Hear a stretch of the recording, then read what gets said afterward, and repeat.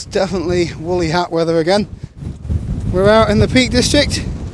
It's a bit on the breezy side as well.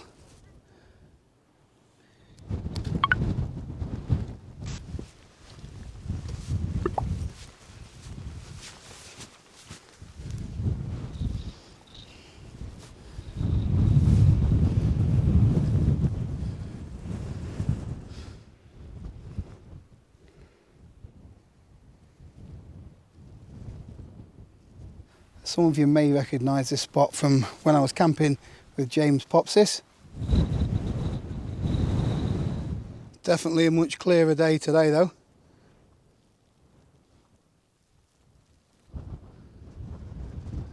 These rocks are just awesome. I'm out for a little hike with her indoors. Or should I call her outdoors these days? So I thought I'd flip things on the head a little bit for this video.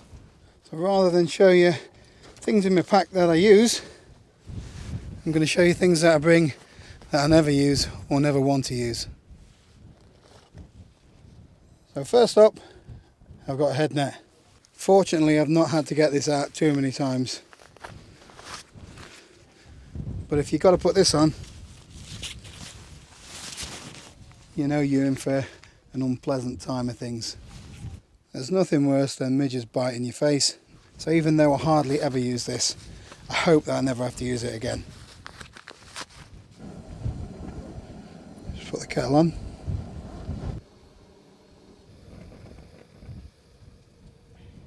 I've ruined that apparently. So the next thing I'll show you, something that I've never used before and I really hope I never do. This is the McMurdo Fast Find 220 personal locator beacon. So some of you may know I had been toying with getting one of the Garmin InReach communicators. This isn't to be confused with one of those. I did have this sent to me by the manufacturers Oroli about 5 or 6 weeks ago. They are predominantly used by the maritime industry. These are perfect for any outdoor situation. That includes backpacking and hiking, where you might need the emergency services to come and rescue you. So it does come supplied with 2 pouches. So this yellow protective case, and it has connected this floating pouch, so if it does fall into some kind of water, this will float on the top, so the signal is still sent to the satellites. The manufacturers also did send me this dummy version, so I can actually show you how the system is activated. So to activate the unit, you would lift this red tab and you would pull, and then this releases the antenna. You then press the button to activate the system. So it does say leave the antenna pointing to the sky. So a personal locator beacon is very different to the Garmin style things. So what are the main differences between a personal locator beacon and something like a Garmin InReach Mini? So it is a legal requirement for personal locator beacons to not be able to be accidentally activated by water. They've also, once activated, got to last 24 hours of producing an emergency signal. And if you haven't used it, it's got to have a standby battery life of 6 years. So one thing it can't do, unlike the InReach, is you can't text the missus to let her know that you're safe and sound. However, you might find this a better option when it comes to the price. This has a one-off purchase price of around 200 quid, which isn't cheap, but something like a Garmin InReach is 250 quid, and then you've got to pay a subscription on top of that. So the minimum subscription price for the Garmin is about 15 quid, and you only get 10 text messages a month for that. And at the end of the day, you want something that's going to save your life. And the missus can wait to hear from you when you get back from camping. So once you've bought your PLB, you simply register it, and that helps when it comes to confirming a real emergency as opposed to a false alarm. So once you've had to call for international rescue, the PLB sends out a signal, and that's picked up by the latest Galileo satellite systems, and it also runs off GPS. This is definitely something that I want to keep in my pack, however I never ever want to have to use it. I will drop a link in the description below if you want some more information on personal locator beacons. So what's next in the pack that we don't want to use? It's my first aid kit. I did used to have one of those fancy first aid kits. Now I've just put my own little kit together. I know I've got problems if I need to go in here. It's usually for things like plasters for blisters, ibuprofen for aching limbs and joints. I keep one of these in for if I ever get really cold feet or hands. There's an emergency foil blanket and other little things like water purification tablets and matches that you can't blow out.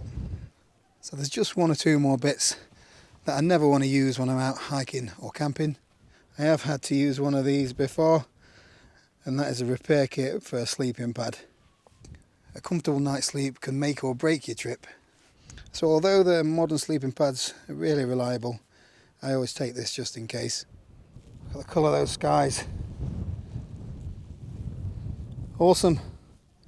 The gaffer's out over there taking photos again. I nearly pointed at her then.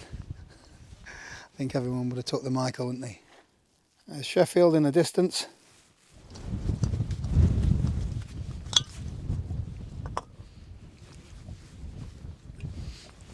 I have just picked up a new stove on the way over here from Go Outdoors. So I'll be showing you that in an upcoming video. It's the cheaper OEX version of one of these. I thought I'd pick one up just to give you a comparison of the expensive Jetboil versus the cheaper model. Hopefully I can save you a few quid then. She's doing a thing again. What does she see there that I don't? It's alright, I suppose. 4 out of 10.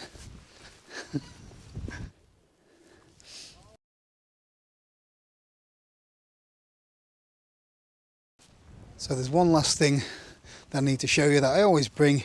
I really hope that I never have to use.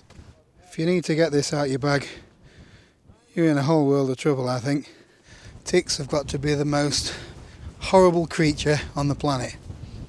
If you don't know what they do, they bury their head into your skin, they lock on and suck your blood out until they've had enough, and then eventually they drop off. You tend to pick them up on your clothing when you walk through woodland or brush past plants, etc. And the horrible little things carry some nasty diseases such as Lyme's disease. You can remove them with these little tools. You get the hook underneath the tick's head, twist it around, and then with a bit of luck it should come out in one piece.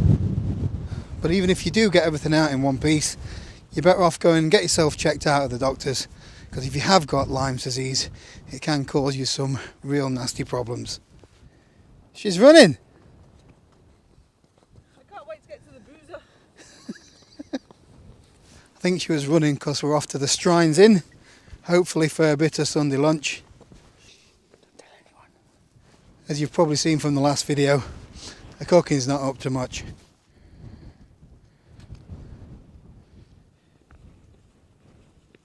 So when I first started camping, there were lots of things that I took in my pack that I never used.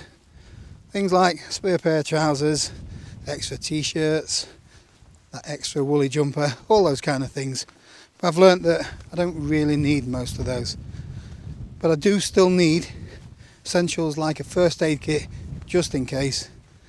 I do need, to be able to contact somebody if I needed some help, so that's either phone or something like a personal locator beacon. And God forbid I ever get a tick bury its head inside me, I'm going to need the tools to get it out. That's staying in, that is. No. It is. That's staying in. So let me know in the comments below if there's anything that you take in your pack that you never use or never want to use.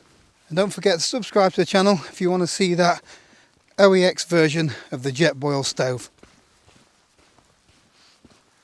See you later, because we're off to the pub.